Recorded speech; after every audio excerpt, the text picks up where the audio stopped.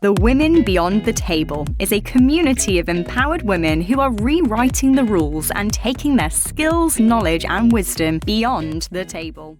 Hello, and welcome to the Women Beyond the Table podcast. First and foremost, a huge hi to my co-host, Caryn, who is the yin to my yang. Hey, Caryn, what's the word? Yin. Yang.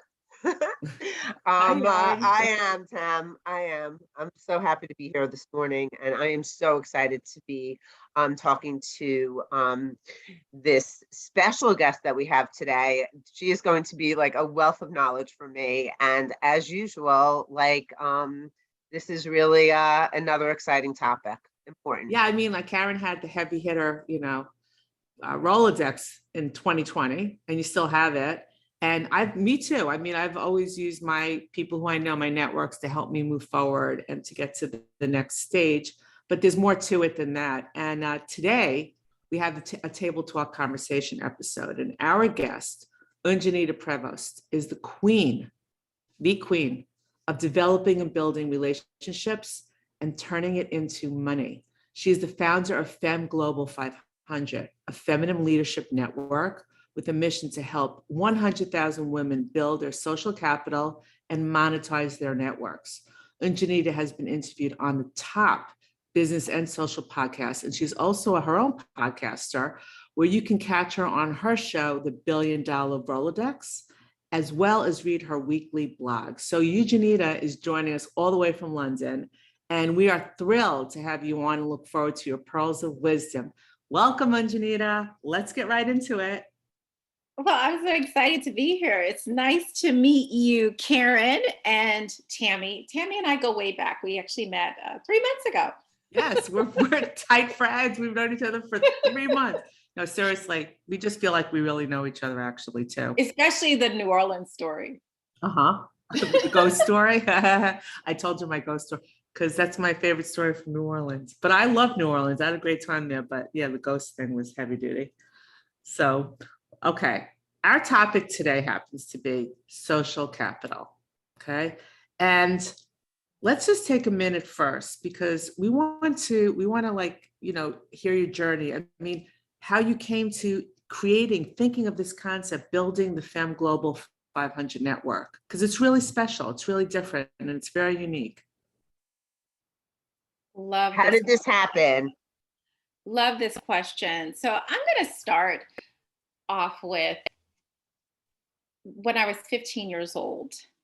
I was placed in a group home.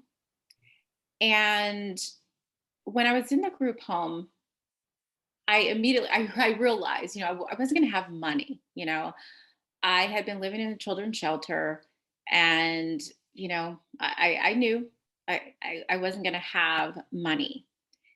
And I saw a flyer one day, and the flyer said, we're looking for kids to hand out flyers in the neighborhood. It was a local realtor. And I called the number on the ad, and the woman on the phone said, we need about, I don't remember at the time, it was like maybe a few children, few teenagers. And I don't know what came over me, but I asked her, I said, well, do you have an office position? Would it be possible to come in and answer the phones? And she said, you know what?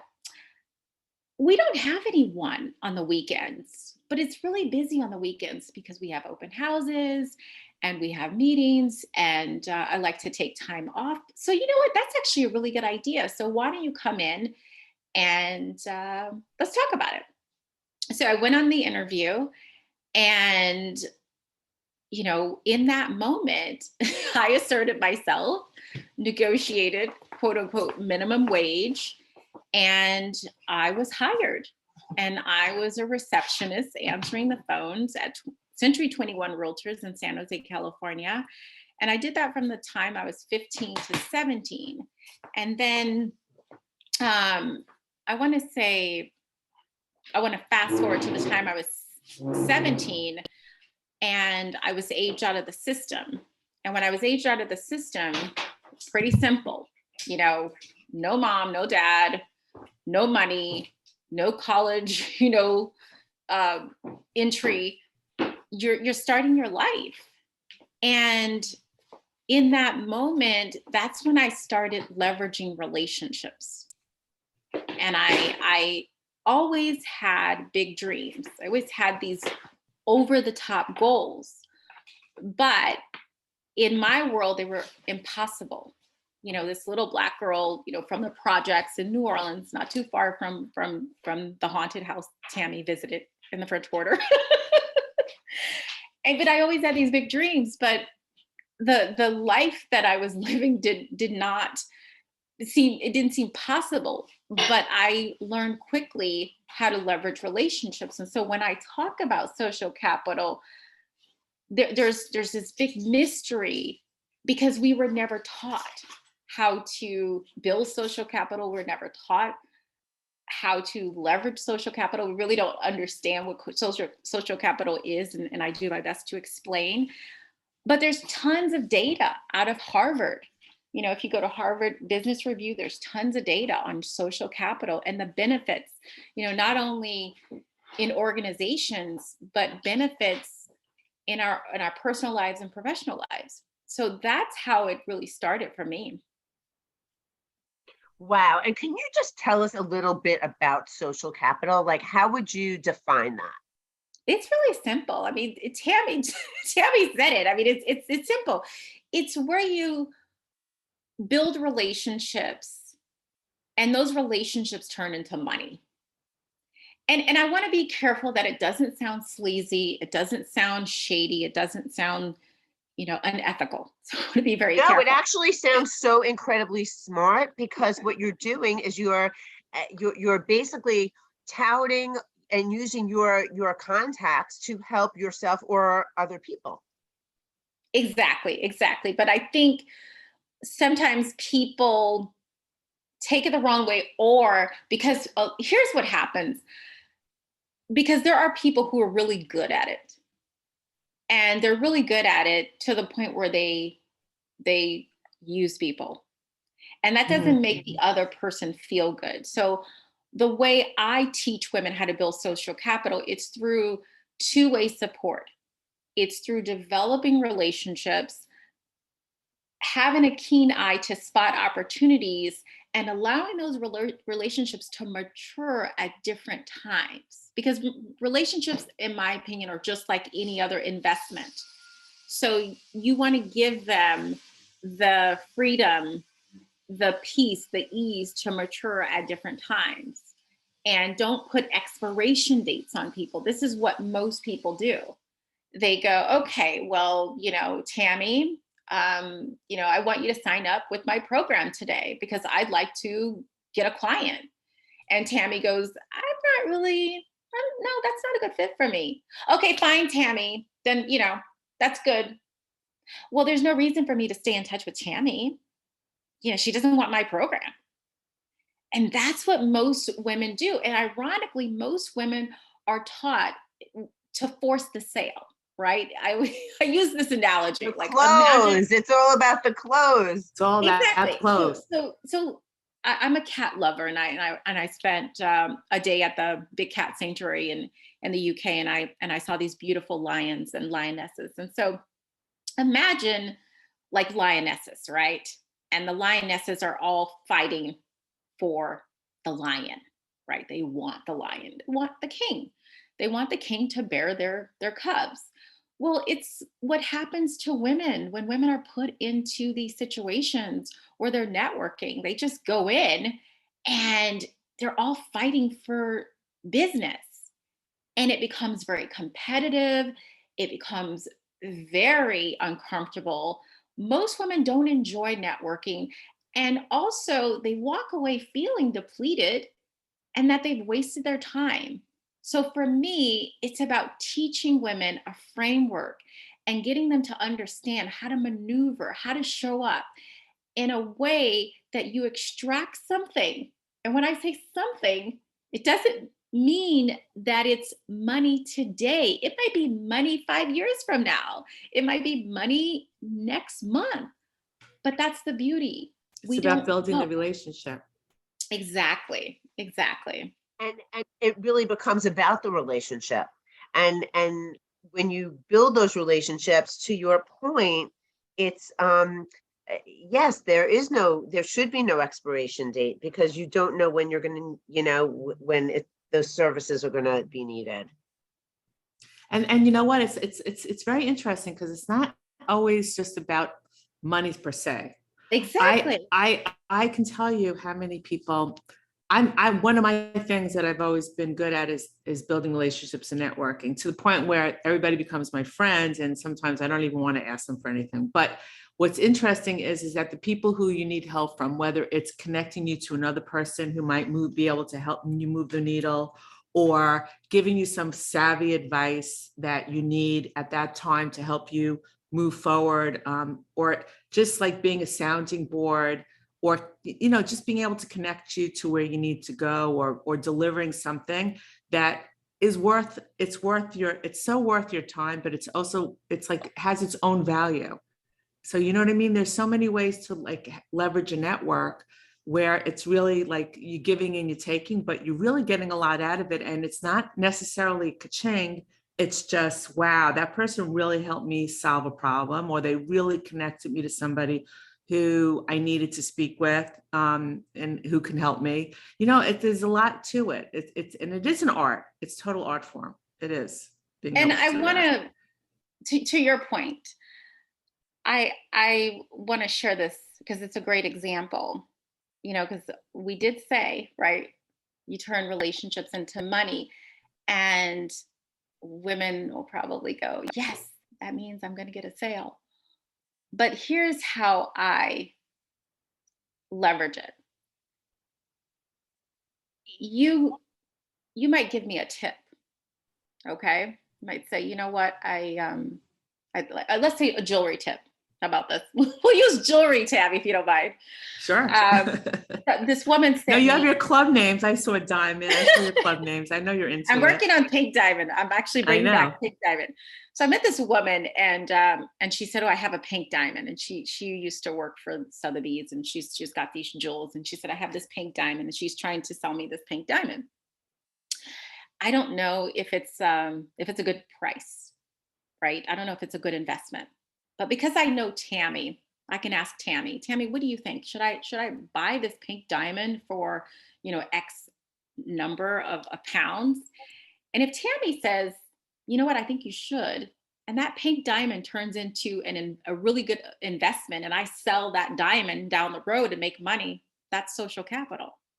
Mm-hmm. You see? So it's connecting the dots. And that's what I think women forget, because it's hardly ever in that moment. Sometimes it happens, but it's rarely in that moment. It happens after the fact. And it also happens when you continue to leverage the relationship and take advantage of those opportunities. Because, everyone has something to offer. Like I've always believed that. And I don't know if that comes from being the underdog and people always like thinking, oh, well, you don't have anything to offer, and then me sort of overcompensating for that, and then people realizing that I do have something to offer. But I always give everyone the benefit of the doubt, and I always pay attention and listen. I think in this day and age, people just don't listen, and they miss clues. I mean, Caryn, you already told me about your theater background. And I'm like, I'm already going through your Rolodex. I'm like, what do you know? Like, how can we make this work? Like, what can we do together? So it's amazing. And what you're saying, like your resilience and your story, and how you've basically collected in your life all these amazing relationships, and you valued them, whether it was like instant connections that could be rewarding, whether it was knowledge, whether it was actual dollars. I think it's so I love your story so much, and it's really collecting the gems that everybody has to offer. Exactly. And I do love diamonds. So well, I want to tell you about the pink, because if you're going to get the pink, okay, I have a couple of things to tell you. Anything with the trace of pink is valuable because it's rare. Oh, good. Okay. But what I would do is ask her if there's a grading report from a reputable lab, because we want to know, is it light pink? Is it a trace pink? Is it a fancy pink? What is it? I mean, and you want to see yeah, what would be on a grading report for it but I'm telling you that normally you can't go wrong in a color diamond. Anything with a trace of blue or a trace of pink or these colors in it would be great. Where I wouldn't say the same thing necessarily for a light yellow diamond or a light brown diamond, because they're more, there's more of those. Because, Interesting. you know, yeah, it depends on the diamond itself. You know, the actual mineral, the trace of minerals that would have to get into that diamond formation to create that color. It's just very rare to find them. So pinks are good, and they're in demand. I think they're the number one demand color is pink. They do. Interesting. So yeah, so I think you can't go wrong, but I would definitely get a grading report, and then you could tell me more about it, because then you know, If okay, I'm getting a good deal. this will bring me money. Somebody's going to want this if I want to sell it down the road. Awesome. See that? Mhm. Live today, social capital. Social capital. Listen, Happening you've as we already, speak. I've met two really nice, great contacts who I, you know, and actually through Nina, I met Daria also. Oh, nice. Yeah. Nice. Yeah. And that's the other thing. I'm glad you brought that up, because, you know, I met Teresa, who's in your network, Mhm. and she referred me to you. That's right. And then I referred you to women in my network, and DeVille, who's actually going to be in New York at Fashion Week coming up, and you referred her to a couple other, I think. I referred her to, she's checking around. I referred her to an unbelievable jewelry designer who's very hot right now. Yeah. And so she's like, let me check her out. So what she needed from me, I wasn't able to deliver sponsorship because, you know, but brand collaboration I could, because I know she's doing the fashion end with jewelry designers to supply the jewelry. And one of the people in my network was like, yeah, and she's top. I mean, Deauville would love her. Dovey would love her. So I was kind of like, okay, for the future, like I'll put you together with Malia when you're ready. And Malia's great. I mean, she's the top. So, but I have other people too. I have other brands, but I thought of Malia first. And so you see how that works? Exactly. So that's already. And then Daria came through Nina, because I was like, Nina, I love this photo of you with Daria. I don't know Daria. So she connected us. And then I had a call with Daria, and I found her like totally fascinating. Oh, wow. See? That's See? amazing. How many people is that? That's a lot.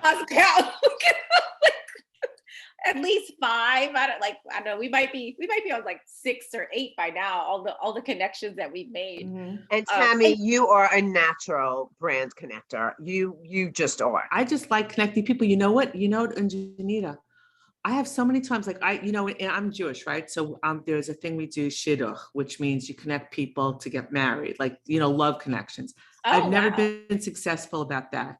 I'm good at connecting people to, be friends or for business opportunities. And I get pleasure out of it. I don't even say like, oh, here's my fee for putting you together with this person. There's big business in that, by the way, if you wanted to.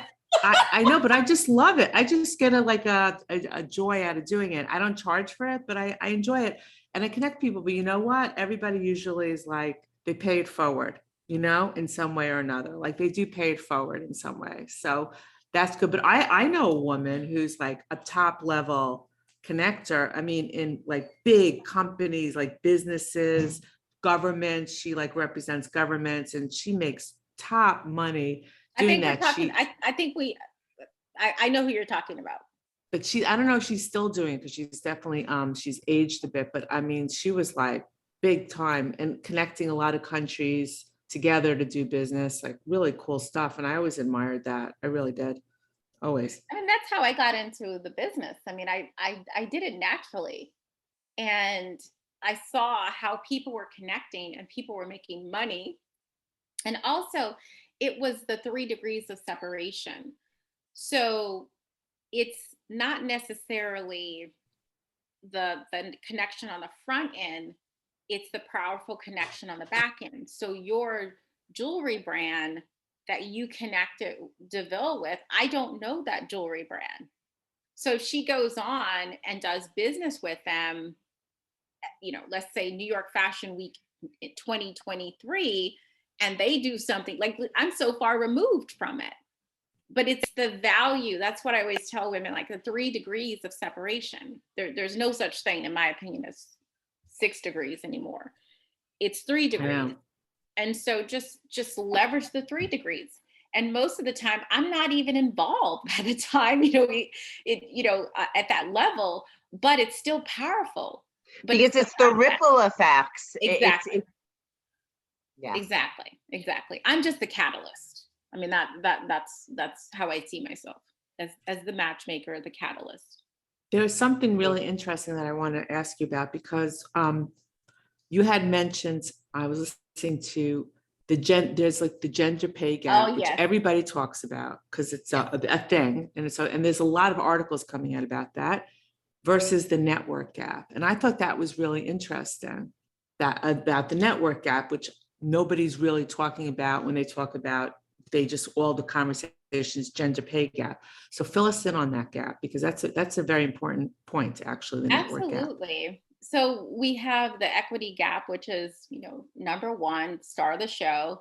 And then we have runner up, which is the investment gap. And that is a really big issue, especially in Silicon Valley, because women cannot raise capital. And I've had women, actually, I have another woman that I'm going to introduce you to, Dr. Glenna Crooks, and she creates networking maps for organizations. And she was talking about the difference in at higher levels, in terms of raising capitals, what women face versus men. But when I found out about the gender network gap, I was jumping up and down, because obviously I knew that this would work perfectly, with my mission, but I saw it as an opportunity to educate women so that they could see the value. And so the study said that we're at a 30% deficit. Like there's a difference between men and women, and it's a 30%, and that's across the globe. And men are better networkers because men use their social skills. Women don't know how to use their social skills. And I know that sounds crazy, because women socialize, women talk, women, get together and have fun. But women aren't strategic within those social circles like men. Men go on the golf course and they're doing $1 million, $1 billion deals. Mm-hmm. Men are at the bar and they're doing deals. Men make introductions. Men bring other men into the organization. Men promote men. Men mm-hmm. rally behind men. We don't do that. And also the thing about men stand for men making money. There's something about men, like if you watch a group of men, businessmen, yes, there's going to be some competitiveness, but they're all there to make sure that, they get paid. But women oftentimes don't do that. And women will say, oh, it's not about the money. I feel, I want to do it, but we have to get paid. We have to leverage our economic power. We're spending all the money, so we should make more money. It's it's true. It's interesting, right? We have so enlightening what you're saying right now, because it is, as I'm thinking back and just reflecting, I think that is so important. Men are doing deals and protecting each other, whether it's on the golf course or at the bar, to your point. And women are just not doing it the way that that would benefit them the most. Well, that's because women have a harder time with an ask, I think, than men do.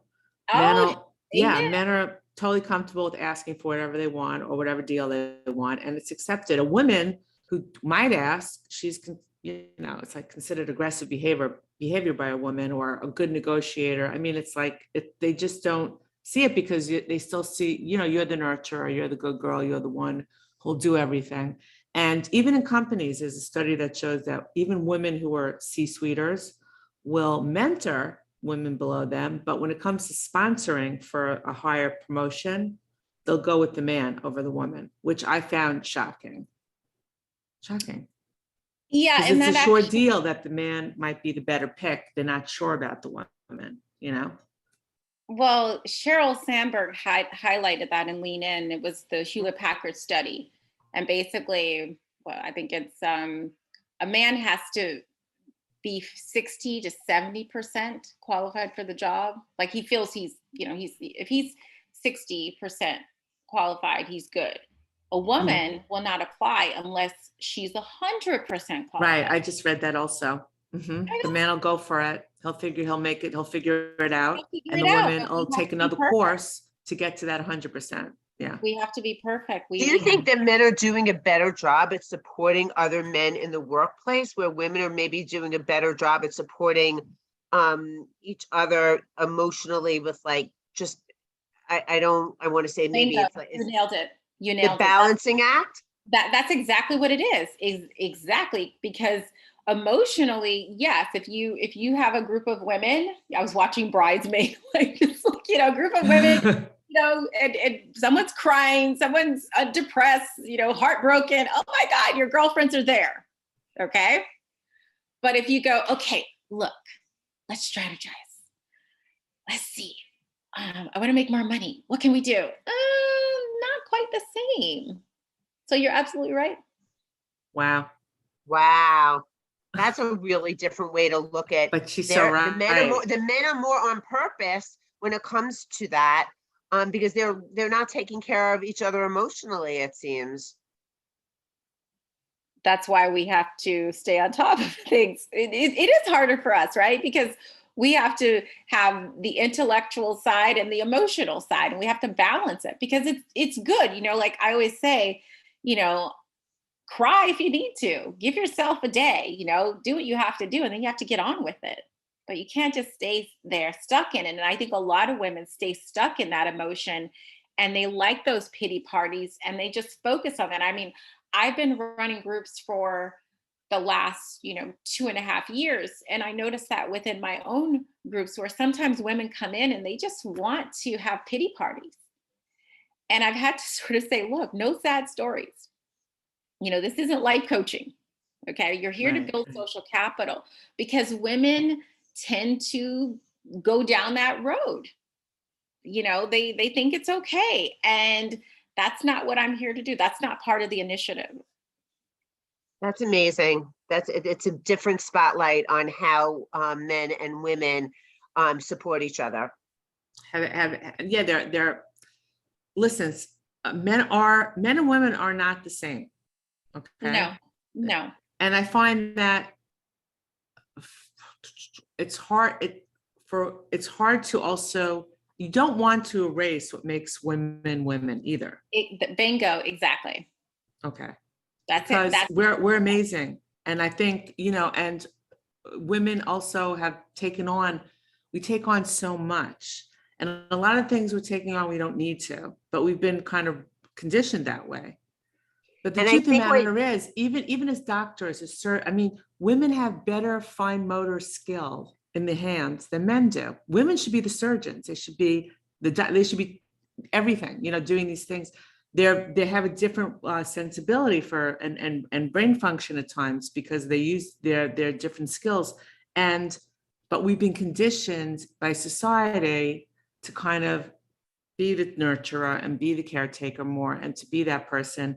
And that's, I think, why there's been a lag, because it goes back to ancient man. Listen, they were out hunting, they were physically stronger, and we were the physically weaker ones. And I think that's set the pace for, you have to be protected, you have to know your place, you have to do this, you're there to nurture, warm, you give birth. So I think it made different coding in the brains of men and women. And I think that's what happened. But we are awesome creatures, and I don't think we have to erase who we are to leverage and be successful. I just think we have to learn better systems.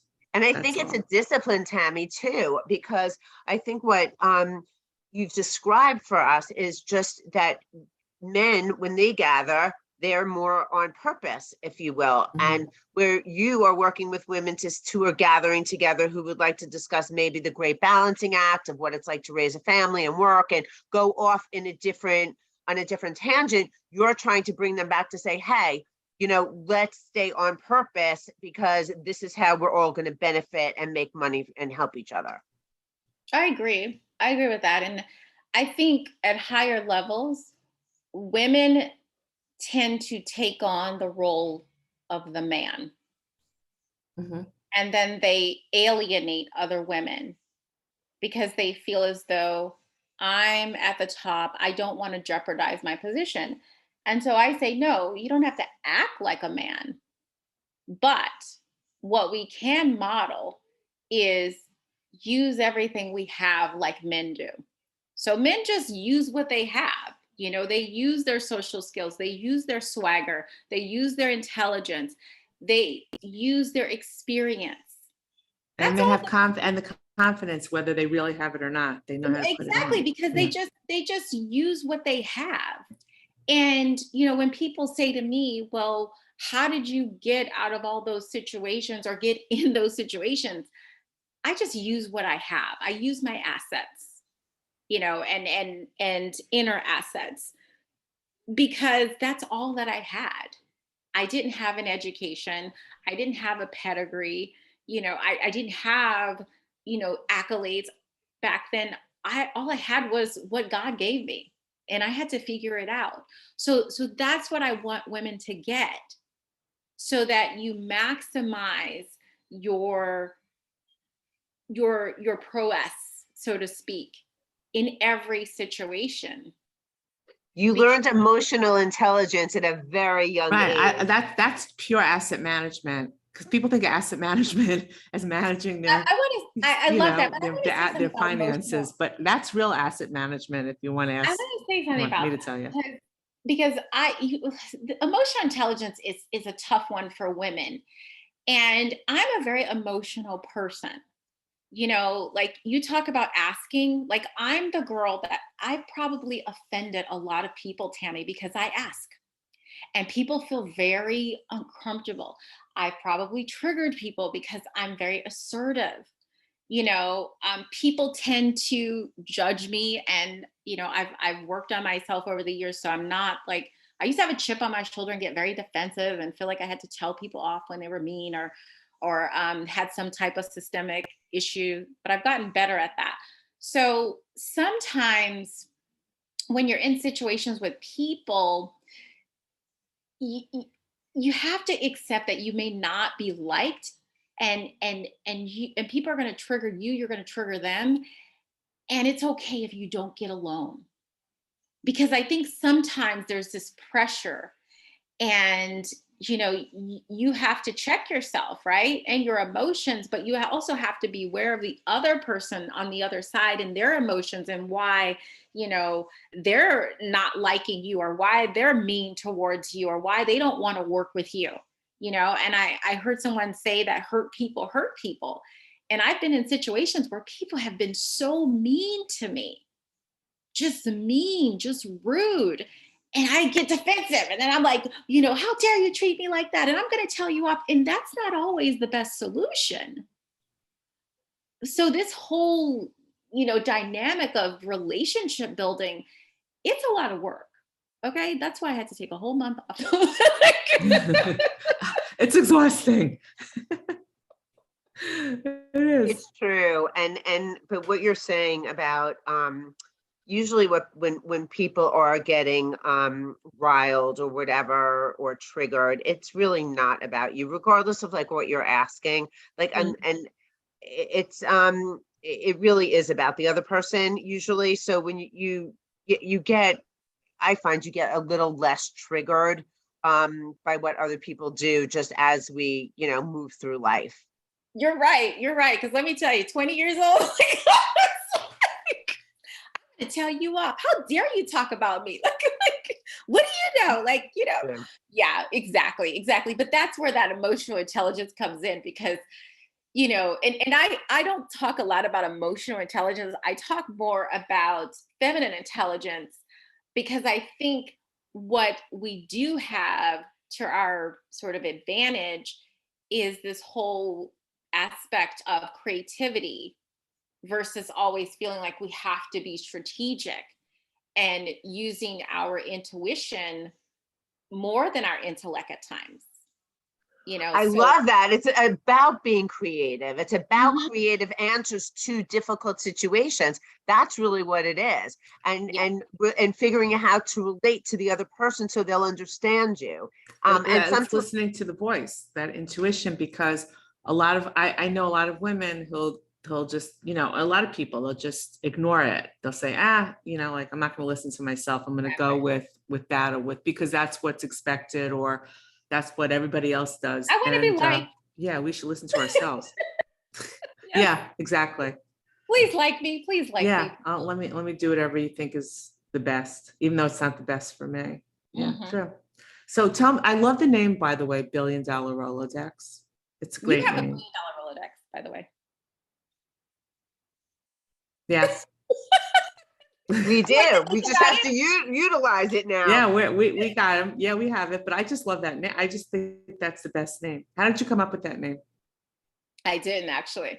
I used $1 Million Rolodex, and then one day on LinkedIn, I was working with this woman who was one of my affiliates, and she called me the $1 Billion Rolodex babe.